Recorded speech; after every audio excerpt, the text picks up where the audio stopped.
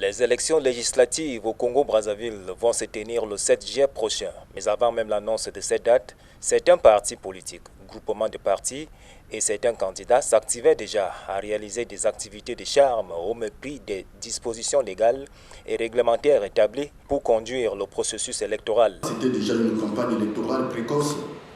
Disons mieux, c'est déjà une campagne électorale précoce qui s'appelle campagne déguisée. C'est donc pour mettre un terme à cette cacophonie qui règne déjà que le président du Conseil supérieur de la liberté de la presse a réuni les responsables des médias ce vendredi à Brazzaville, d'autant plus que ces derniers sont pointés du doigt. La complicité des médias, malheureusement, est patente. Vu que ces médias couvrent ces activités, les publient et les diffusent, alors que la loi interdit la publication, la diffusion d'émissions, de films, de discours, de sketchs, de chansons, d'articles d'archives ou pas, mettant en scène un candidat, des candidats ou un parti ou groupement de partis. D'où justement cette mise en garde.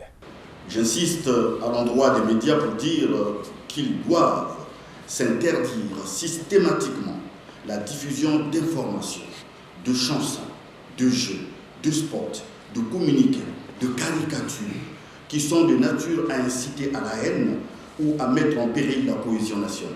La diffusion des activités à caractère social dans les médias est donc désormais proscrite s'il s'agit surtout de l'initiative d'un candidat ou d'un parti politique. Le président du Conseil supérieur de la liberté de la presse s'est par ailleurs adressé directement aux éventuels candidats. Le peuple électeur vous attend. Allez à sa rencontre avec honneur et respect de son existentiel assez précaire.